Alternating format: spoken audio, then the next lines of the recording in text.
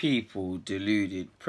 Premier League stars and duds of the week. Forgive my hiccups. I've tried everything, people. They won't go. So if you see me bugging out like I've taken something mad, like you just saw, I've got hiccups and I apologize better yet for the breakup in conversation. This is sounding quite mad, people, and it might be funny for a couple of you, but it's rather annoying for me, as you can see.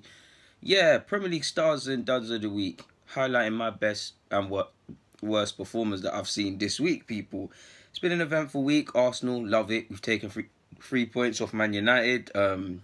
Chelsea have dropped points. Spurs have dropped points. So it's quite tricky in regards to the top four race.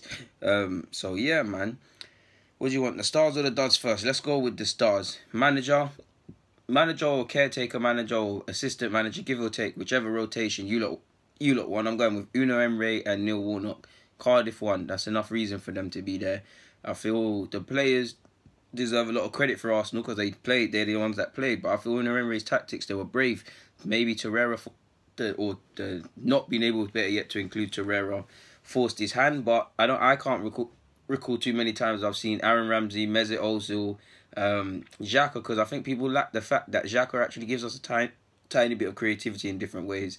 Xhaka, Aubameyang, Lacazette, Ozil, Ramsey, like I said, Kohler as well. How many times have, exclude everyone else apart from Aubameyang, Aaron Ramsey, Ozil and Lacazette, how many times have you seen them on the field? Better yet, when you add in Xhaka, whose strengths are probably more offensive than they are defensive, Kohler the same, it's a brave team, it's a brave lineup. It could have went another way. If it went another way, people like you and I might have said, why did he set up like this? Why didn't he be a bit more defensive? But it was brave. So it's going to be between them two, whichever rotation you want. I was going to go with Leno in goal, people, but I didn't want it to turn, people, into Arsenal FC. So shout out to Leno. I feel he played good. Couple other keepers did alright as well. I actually feel, even though Foster let in bare goals, I actually feel Foster did alright, if I can remember correctly. But I'm going to go with Rui Patricio for Wolves. I feel he made a couple of vital saves. There's nothing he could do about Hazard's one, but yeah. Right back, I'm going with Valerie. I feel he played alright. We got a bit of fortune for his goal, but he seems to relish big games. So Southampton's Valerie. Morrison of Cardiff is going to come in at centre half. Apologies again, people. Socrates is going to... We need an Arsenal defender to represent. So I'm going to go with Socrates personally. Could have been Monreal. Could have been Koscielny. On the left-hand side, I think I'm going to go with Charlie Daniels of Bournemouth. Could have been Kohler as well. Maybe even... I think Shaw had a decent game, for United personally, people. So maybe even Shaw, despite their results. Midfield, I'm going with James Ward-Prowse. Another week, another lovely free kick, and I actually feel he played right away from that. Xhaka completely bossed it for Arsenal, pocketed Paul Pogba, so he's going to go in there. Aaron Ramsey equally as quality for Arsenal, so them two are going to partner each other in the pivot. Well, it's going to be a 3 because Ward-Prowse won't be a 10. The easiest selection was Raheem Sterling. I mean, he got a hat-trick, people. He got a hat-trick. The less said, the better. Raheem Sterling, he's gone from strength to strength. What did he get? 17, 18...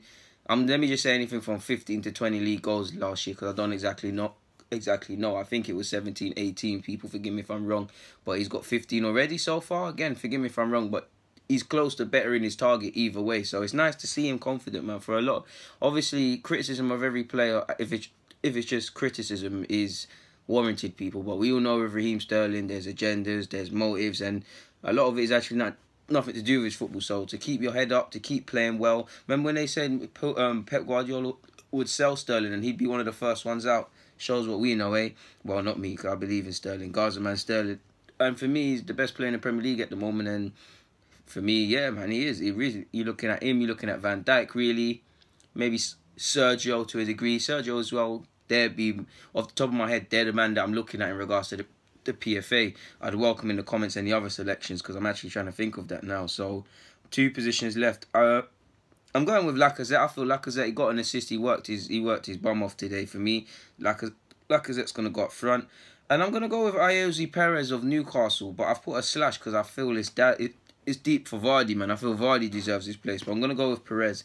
Again, forgive me for my hiccups, people, but I'm going to go with Rui Patricio, Valerie, Daniels at left back, Socrates and Morrison, Xhaka and Aaron Ramsey with Ward-Prowse in midfield, Sterling, Lacazette, Ayoze Perez. Special shouts go to Jimenez, Bowley, Jota, Firmino, Mane, all of the Arsenal lads, to be fair with you, Walker of Manchester City, David Silva of Manchester City, Shaw and Fred, I feel they did alright. Brooks, Fraser, King when he came on, Wilson for scoring on his way back. I feel Murphy and Hoylett of Cardiff as well. So if I haven't already, Maitland now could have been at right back as well. But again, I didn't want to make it all Arsenal. So yeah, and there's a couple other players I've missed out, to be brutally fair with you. But yeah, on to the duds now, people. And Pochettino's going to be the manager. I don't know what's going on with Spurs now.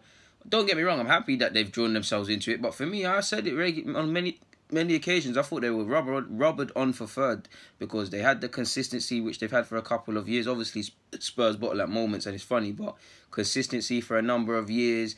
When Kane was injured, they were winning games. And to be honest, maybe Spurs fans, or just in the terms of balance of life, should have expected this because they were winning games when Kane was fit. He was injured. They thought that was going to be doom and gloom. People stood up to be counted. So maybe the latest run of fixtures is what's supposed to happen. We know they got lucky against us and decisions went against us. Southampton, they've lost. Who did they lose to the week before? They lost to someone before they played us. So Burnley, forgive me if I'm wrong. So it's been a bit of a wobble. Maybe cracks are starting to appear at Spurs. And personally, I don't think Pochettino will leave anytime soon, but some of his comments, like, it's a bit different now. If he said 1 minute he says he wants to be here for time, then he's like, oh, we might need another 10 years, they might need someone else, people might see the level we're at. And are these shots at the board, or is he genuinely had enough, in the sense that I know he likes the players and stuff, but it's a thing at Spurs you feel to a degree Poch, without some external backing, or I'm not even significant money, so I'm giving him some P's to go out there and get certain players because they didn't sign anyone in the summer. Without that, it's hard to see Spurs cracking on because they got Kane, they got Ali, they got the players, they got the great manager. It's just they need that in, and it's not even just you. These sort of comments, you're more looking towards these attacking options, a winger or something. I personally feel they need a midfielder whose strengths are dictating play, because I was actually speaking with a friend today and he said that they haven't replaced Modric, and I get it. I feel they need a midfielder that wants to dictate the tempo of the game. I wouldn't say Jorginho, but obviously Jorginho's strengths are on the ball. He wants to try and dictate the play, spread the lines and things. I feel Spurs need a midfielder like that, or another midfielder like that. I'm sure if you're a Spurs fan, you've got any other things you want to insert in regards to additions. So Pochettino's the manager. Oh my God, people, these hiccups are killing me. Pickford in goal, because I mean he just done so many Kalam stuff in that game, man, and he was more interested in beefing the fans than actually playing. So Pickford in goal, Vertonghen at left back, Lindelof at centre half with Davinson Sanchez, right back Kyle Walker-Peters. I don't feel he had the best of games.